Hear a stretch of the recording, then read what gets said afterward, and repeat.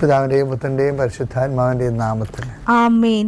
എൻ്റെ പ്രിയപ്പെട്ടവരെ, ഓഗസ്റ്റ് 23 ശനിയാഴ്ച നമുക്ക് പ്രാർത്ഥിക്കാം. അമ്മേ പരിശുദ്ധമ്മേ, അമ്മേ പരിശുദ്ധമ്മേ, ദൈവമാതാവേ, കൃപാസനത്തിലൂടെ ഞങ്ങൾക്കും ഞങ്ങളുടെ ദേശത്തിനും അമ്മ മധ്യസ്ഥം തേടി തന്ന എല്ലാ അനുഗ്രഹങ്ങൾക്കും കൃപകൾക്കും ഞങ്ങളിപ്പോൾ ഹൃദയം നിറഞ്ഞ നന്ദി പറയുന്നു. അമ്മേ പരിശുദ്ധമ്മേ, ദൈവമാതാവേ, 2004 ഡിസംബർ 7 ഉച്ചകഴിഞ്ഞ് 2:30 കൃപാസന സംഭവിച്ച അമ്മയുടെ പ്രത്യക്ഷപ്പെടലിനെ കുറിച്ച് തിരുസഭയ്ക്ക് സമർപ്പിച്ചിരിക്കുന്ന പഠനരേഖകളുടെ സഭാത്മകമായ പഠനം ആരംഭിക്കുവാൻ ഞങ്ങൾ പ്രാർത്ഥിക്കുന്നു. അമ്മേ പരിശുദ്ധമ്മേ, ഭൂസ്വർലോകങ്ങളുടെ രാജ്ഞിയായ അങ്ങേയ്ക്ക് ഭൗമസംരക്ഷണത്തിനായി പ്രപഞ്ചപ്രകൃതിയെ തന്നെ തിരുസഭ പ്രതിഷ്ഠിക്കുവാൻ ഈ പ്രത്യക്ഷീകരണം വഴി ഇടയാക്കണമേ. പരിശുദ്ധമ്മേ, ജപമാല മാതാവേ, സകല കൃപാസനം പ്രാർത്ഥനകളോടും ചേർത്ത് ഞങ്ങളിപ്പോൾ പ്രാർത്ഥിക്കുന്ന ഈ കുടുംബത്തിന്റെ പ്രത്യേക നിയോഗം. ഇന്നത്തെ നിയോഗം പറ മക്കളെ.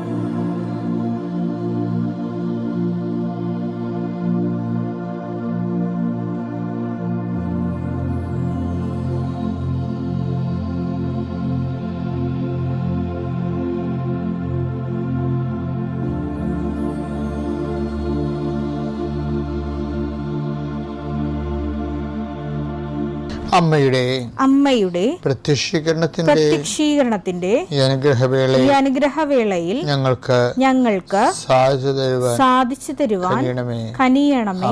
ആമേൻ. വിശ്വാസ പ്രമാണം.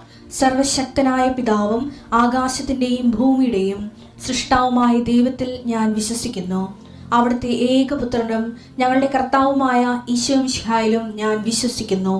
ഈ പുത്രൻ പരിശുദ്ധാത്മാവിനാൽ ഗർഭസ്ഥനായി കന്യകാമറിയത്തിൽ നിന്ന് പിറന്ന് പൊന്തിയോസ് പീലാത്തോസിന്റെ കാലത്ത് പീഡകൾ സഹിച്ച് കുരിശിൽ തറയ്ക്കപ്പെട്ട് മരിച്ച് അടക്കപ്പെട്ട് പാതാളങ്ങളിൽ ഇറങ്ങി മരിച്ചവരുടെ ഇടയിൽ നിന്ന് 3-ാം നാൾ ഉയർത്ത് സ്വർഗത്തിലേക്ക് എഴുന്നള്ളി സർവശക്തിയുള്ള പിതാവായ ദൈവത്തിന്റെ വലതുഭാഗത്തിരിക്കുന്നു. അവിടെ നിന്ന് ജീവിക്കുന്നവരെയും മരിച്ചവരെയും വിധിക്കുവാൻ വരുമെന്നും ഞാൻ വിശ്വസിക്കുന്നു. പരിശുദ്ധാത്മാവിലും ഞാൻ വിശ്വസിക്കുന്നു.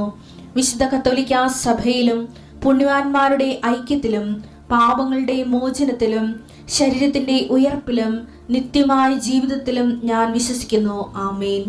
സ്വർഗ്ഗസ്ഥനായ ഞങ്ങളുടെ പിതാവേ, അങ്ങയുടെ നാമം പൂജിതമാകണമേ. അങ്ങയുടെ രാജ്യം വരണമേ. അങ്ങയുടെ തിരുമനസ് സ്വർഗത്തിലെ പോലെ ഭൂമിയിലും ആകണമേ. അന്നു വേണ്ടുന്ന ആഹാരം ഇന്ന് ഞങ്ങൾക്ക് തരണമേ. ഞങ്ങളോട് തെറ്റ് ചെയ്യുന്നവരോട് ഞങ്ങൾ ക്ഷമിക്കുന്നത് പോലെ ഞങ്ങളുടെ തെറ്റുകൾ ഞങ്ങളോടും ക്ഷമിക്കണമേ. ഞങ്ങളെ പ്രലോഭനത്തിൽ ഉൾപ്പെടുത്തരുതേ, തിന്മയിൽ ഞങ്ങൾ രക്ഷിക്കണമേ. ആമേൻ. നന്മ നിറഞ്ഞ മറിയമേ, സ്വസ്തി. കർത്താവ് അങ്ങയുടെ കൂടെ സ്ത്രീകളിൽ അങ്ങ് അനുഗ്രഹിക്കപ്പെട്ടവളാകുന്നു. അങ്ങയുടെ ഉദരത്തിൻ ഫലമായി ഈശോ അനുഗ്രഹിക്കപ്പെട്ടവനാകുന്നു. പരിശുദ്ധ മറിയമേ, തമ്പുരാന്റെ അമ്മേ, പാപികളായ ഞങ്ങൾക്ക് വേണ്ടി ഇപ്പോഴും ഞങ്ങളുടെ മരണസമയത്തും തമ്പുരാനോട് അപേക്ഷിക്കണമേ. ആമേൻ. എൻ്റെ കർത്താവേ, നിന്റെ ഉന്നതമായ നാമത്തിന് സ്തോത്രം ചെയ്യുന്നു. എൻ്റെ കർത്താവേ, നിന്റെ വിശുദ്ധ പൗരോഹിത്യത്തെ മഹത്വപ്പെടുത്തണമേ. എൻ്റെ കർത്താവേ, സഭയിലുള്ള സാന്നിധ്യം പ്രകടമാക്കണമേ.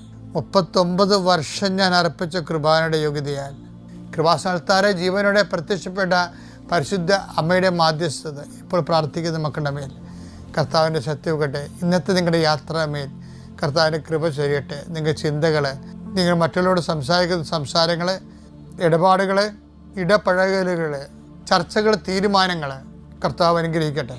ജോലി സമ്പാദിക്കുന്നതിന് വേണ്ടി പോകുന്നവരെ, നമുക്ക് ലഭിക്കാനുള്ള പണം സമ്പാദിക്കുന്നതിന് വേണ്ടി ഉള്ള പരിശ്രമങ്ങൾ, മറ്റുള്ള കൈകളിൽ കുടുങ്ങിപ്പോയിട്ടുള്ള നമ്മുടെ അധ്വാന ഫലങ്ങൾ, അതായത് മക്കളില്ലാത്തവർ, മക്കൾ രോഗികളായി കിടക്കുന്നവർ, അവരെല്ലാം ഈ സമയത്ത് അവരുടെ വിടുതലിന് വേണ്ടിയും സമാശ്വാസത്തിന് വേണ്ടിയും ദൈവിക ഇടപെടൽ അവരുടെ ജീവിത മണ്ഡലം ഉണ്ടാകുന്നതിന് വേണ്ടിയും 39 വർഷം ഞാൻ അർപ്പിച്ച കൃപാന്റെ യോഗ്യതയാൽ കൃപാസന അൾത്താര ജീവനുടെ പ്രത്യക്ഷയുടെ മാതാവിൻ്റെ മധ്യസ്ഥത്തിൽ അൾത്താരയിൽ നടന്ന 10,000-കണക്കിന് ആരാധശക്തിയെ നിങ്ങളെ ആശീർവദിക്കുന്നു. നിങ്ങളുടെ ഇന്നത്തെ ദിവസം കർത്താവിൻ്റെ നാമം ശുഭകരമാകട്ടെ. നിത്യപിതാപുത്രൻ പരിശുദ്ധാത്മാവായ സർവ്വീശ്വരൻ നയിക്കുവാമേൻ. ഈശോ പ്രാർത്ഥിക്കാൻ പഠിപ്പിച്ചത് എന്താ പഠിപ്പിച്ചത്? ഞങ്ങളെ പ്രലോഭനത്തിൽ ഉൾപ്പെടുത്തരുത്. ഞങ്ങളെ പ്രലോഭനത്തിൽ ഉൾപ്പെടുത്തരുത് എന്ന് പറഞ്ഞാൽ അത് ഒരു സ്റ്റാറ്റസ് കോ മെയിൻറ്റെയിൻ ചെയ്യാൻ മാറ്റേ പറ്റത്തുള്ളൂ. പക്ഷേ ഏണിങ് ചെയ്യാൻ, കിട്ടിയത് നേടിയതിനെ മുറുകെ പിടിക്കാൻ മാത്രമേ അത് സഹായിക്കത്തുള്ളൂ. നേടാൻ വേണ്ടി എന്താ ചെയ്യേണ്ടത്? ഫിലിപ്പിയർ 3:16 എന്നാൽ നേടിയെടുത്തതിനെ മുറുകെ പിടിച്ചുകൊണ്ട് തന്നെ ആവണം നമ്മുടെ പ്രവർത്തനം. അപ്പം നേടിയെടുത്ത സംഭവങ്ങളുണ്ട്, അതിനെ മുറുകെ പിടിക്കുന്നതിനാണ് സ്റ്റാറ്റസ് കോ മെയിൻറ്റെയിൻ ചെയ്യണത്. എന്താണ്? നേടിയെടുത്ത കൃപ പോകാതിരിക്കാൻ വേണ്ടി ഈശോ പറഞ്ഞെന്താണ്? ഞങ്ങളെ പ്രലോഭനത്തിൽ ഉൾപ്പെടുത്തരുത്. പിന്നെ എന്താണ്? തിന്മയിൽ നിന്ന് ഞങ്ങളെ രക്ഷിക്കണമേ. ഏറ്റവും ഈ ഡെലിവറൻസ് പ്രെയർ അതിൻ്റെ അകത്ത് ഇൻസേർട്ട് ചെയ്തിരിക്കുകയാണ് കർത്താവ്. പക്ഷേ അത് നേടിയെടുത്ത് മുറുകെ പിടിക്കാൻ വേണ്ടിയാണ് ഞങ്ങളെ പ്രലോഭനത്തിൽ ഉൾപ്പെടുത്തരുതെന്ന് പറയുന്നത്. അത് മര്യാദക്കാണ് പ്രാർത്ഥിക്കണമെങ്കിൽ ആരും പ്രലോഭനത്തിൽ ഉൾപ്പെടുത്തില്ല. പ്രാർത്ഥന പോലെ പട്ടികയായിട്ട് 2-2-4 4-4-8 എന്ന് പറഞ്ഞ സ്വർഗ്ഗസ്ഥനായ പിതാവേ അങ്ങയുടെ നാമം പൂജിതമാകണമെന്ന് പട്ടികയിൽ പഠിച്ച് പട്ടികസ്ഥാനിയില്ലേ, യവനൊക്കെ ഇത് ചൊല്ലിക്കഴിഞ്ഞാൽ പ്രലോഭനത്തിന് ഉൾപ്പെടുത്താതിരിക്കണതിന് രണ്ടാമത്തെ പ്രലോഭനത്തിൽ വീഴും. എന്താ വെച്ചാൽ സത്തയില്ല, പ്രാർത്ഥനയ്ക്ക് ശ്രദ്ധയില്ല. അപ്പോൾ അത് എപ്പോഴും നമ്മൾ ഈശോ ചോദിക്കട്ടെ, നിയമത്തിൽ എന്ത് എഴുതിയിരിക്കുന്നു, നീ അതെങ്ങനെ വായിക്കുന്നു? അതാ പ്രശ്നം. എന്ത് എഴുതിയിട്ട് കാര്യമില്ല, വായിക്കണ പോലെ ഇരിക്കും കാര്യം. ലുക്ക 10:26 അവൻ ചോദിച്ചു നിയമത്തിൽ എന്ത് എഴുതിയിരിക്കുന്നു, നീ എന്ത് വായിക്കുന്നു? അപ്പം ഞങ്ങളെ പ്രലോഭനത്തിൽ ഉൾപ്പെടുത്തരുത് എന്നാണ് എഴുതിയിരിക്കണത്. പക്ഷെ നീ പ്രാർത്ഥിക്കുമ്പോൾ ഡു യു മീൻ ഇറ്റ് എന്ന് ഈശോ ചോദിക്കും. നീ എന്ത് വായിക്കുന്നു? അത് മീൻ ചെയ്യുന്നുണ്ടോ? അത് നീ ഉദ്ദേശിക്കുന്നുണ്ടോ? പ്രലോഭനത്തിൽ ഉൾപ്പെടുത്താതിരിക്കാൻ ഉദ്ദേശിക്കുന്നുണ്ടോ? കുപ്പി വാങ്ങിച്ച് ഫ്രിഡ്ജിൽ വെച്ചിട്ട് ഞങ്ങളെ പ്രലോഭനത്തിൽ ഉൾപ്പെടുത്തരുതെന്ന് പറഞ്ഞാൽ എങ്ങനെ അത് ശരിയാകും?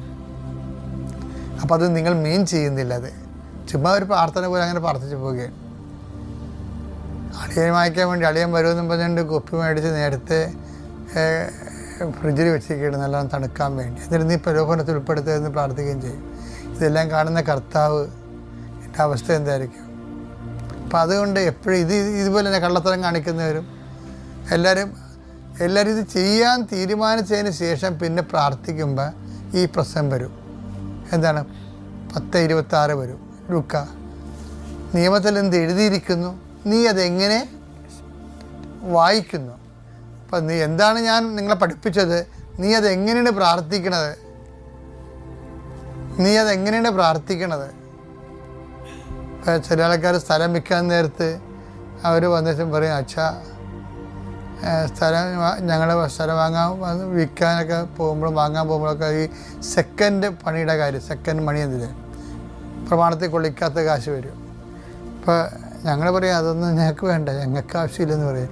ഞങ്ങൾക്ക് എന്ത് ഗവൺമെൻറ് പറയണേ അത് മാത്രമേ ഞങ്ങൾ സ്വീകരിക്കത്തുള്ളൂ. ഗവൺമെൻറ് കൊടുക്കാനുള്ള കാര്യങ്ങൾ കൃത്യമായിട്ട് കൊടുക്കും. അപ്പോൾ ചില ആൾക്കാർക്ക് അത് ബുദ്ധിമുട്ടാകും. അപ്പോൾ ഞങ്ങളെ കച്ചവടം അവിടെ അവസാനിപ്പിക്കും. അപ്പോൾ അത് വീട്ടിൽ വരുമ്പോൾ വേറെ ആരോടെങ്കിലും ഇത് കേൾക്കണം, അച്ഛാ അത് നാടോടുമ്പോൾ നടുവേ ഓടേണ്ടതെന്ന് ചോദിക്കും.